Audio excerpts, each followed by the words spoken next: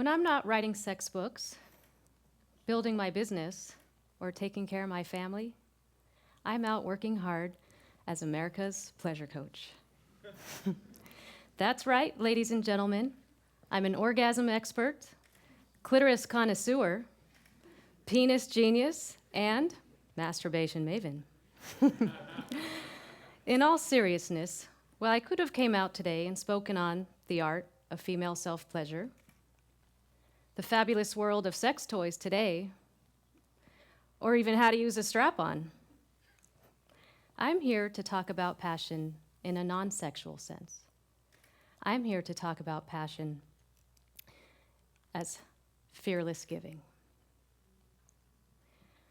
I've spent most of my life and career around my deep desire to educate others about good sex. I knew early on that when people are sexually satisfied, they live happier, healthier, fuller lives.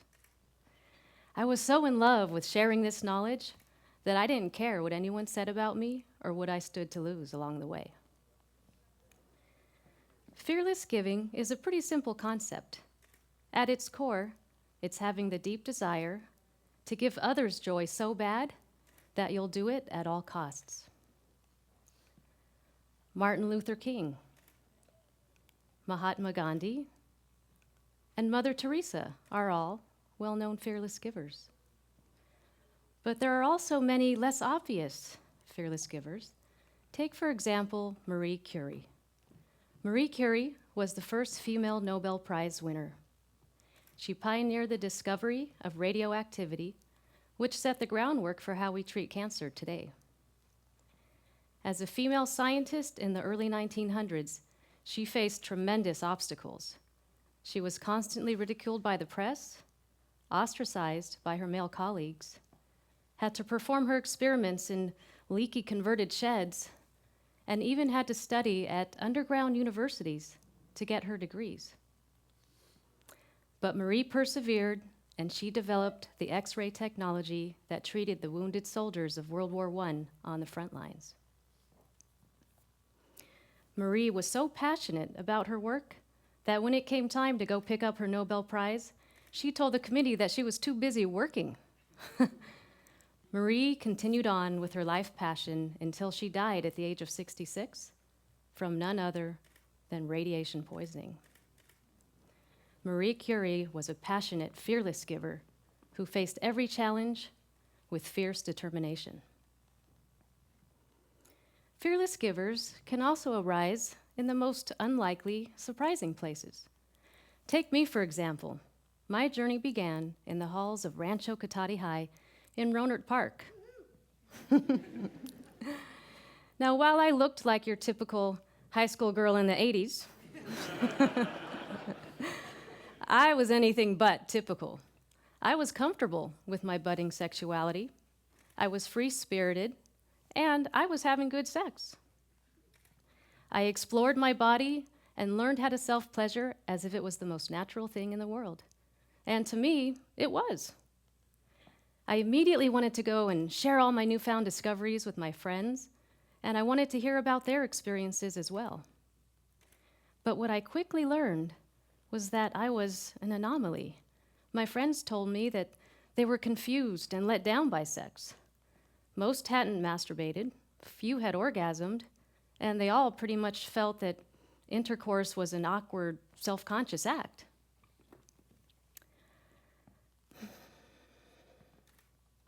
So one day, I was speaking with my friend, Amy, at school, and she confessed that she had never had an orgasm.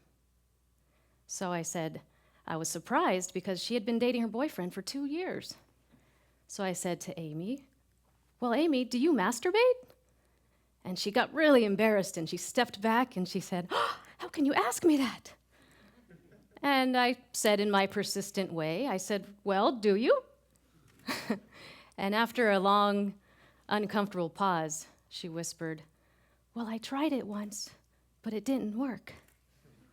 And I said, what do you mean it didn't work? Come here, let's go have a talk. So I told Amy all about the clitoris, how it works, the importance of lubrication, and I described the touching techniques to make it all happen. Well, that night, Amy had her first orgasm, and her life was changed forever. After that, word quickly got around, and I became the sex advice giver for all my friends. I was even nicknamed Little Dr. Ruth. I shared my vast sexual knowledge, and I saw lives change. And that's all it took. I was hooked. Passionate, fearless giving and empowering others to embrace their sexuality became my lifelong passion. But fearless giving can also come with a price. We can be faced with roadblocks, barriers, and naysayers along the way. Marie Curie sure had her share, and so did our next fearless giver, Madonna. Madonna roared onto the music scene in the 1980s with her platinum blonde hair and her envelope-pushing performances.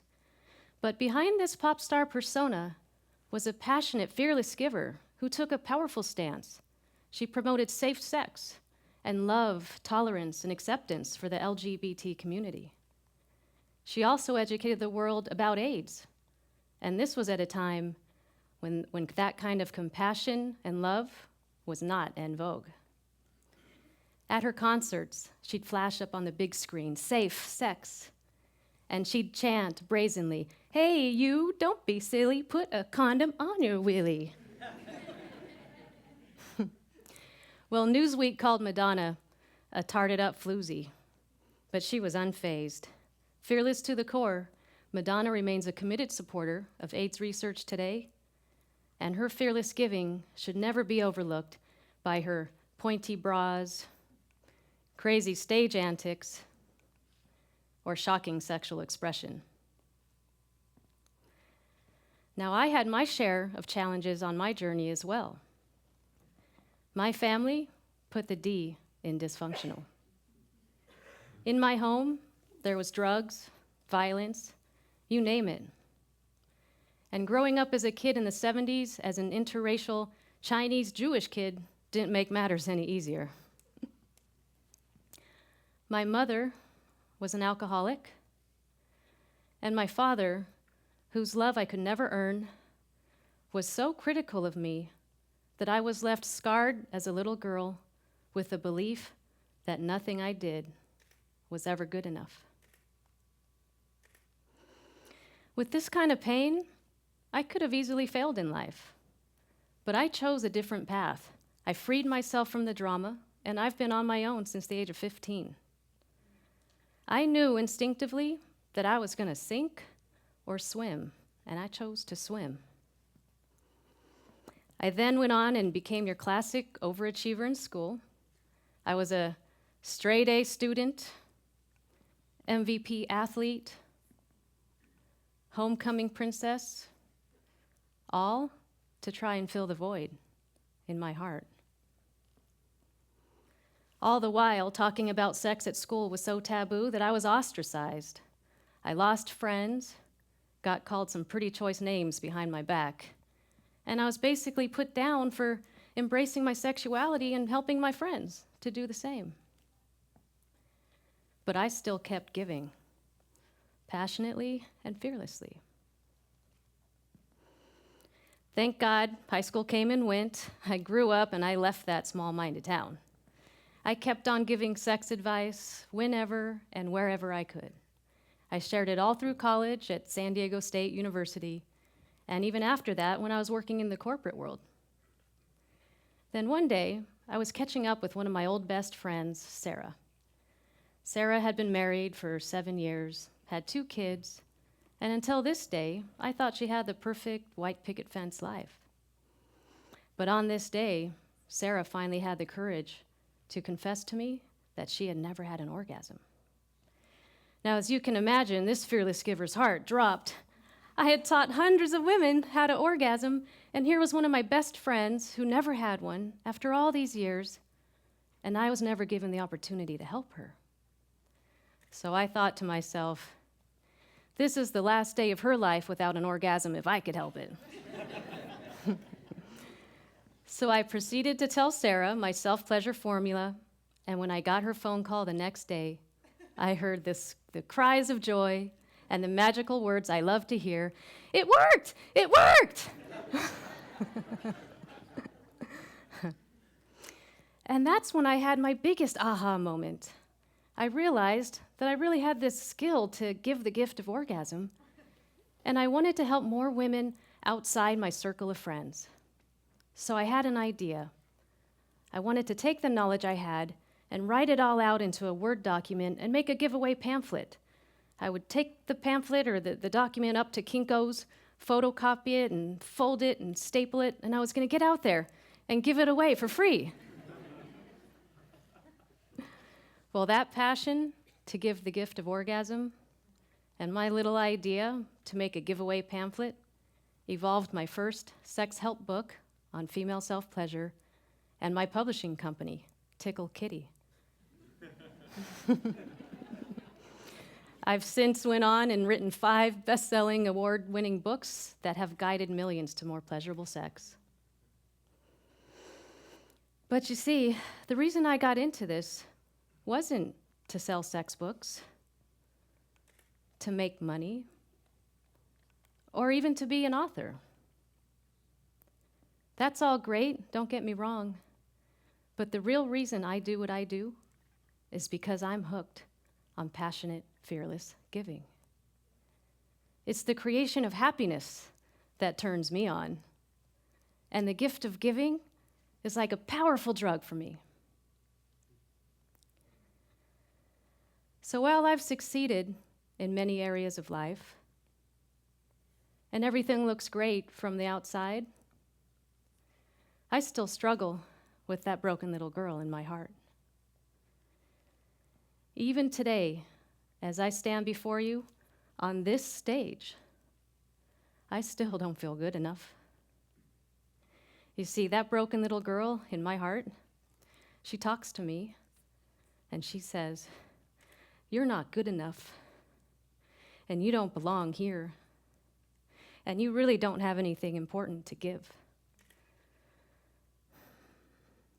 So if I've learned anything about fearless giving, it's that the time to give is not tomorrow when we feel that we've healed all the wounds in our hearts or that we're the best versions of ourselves.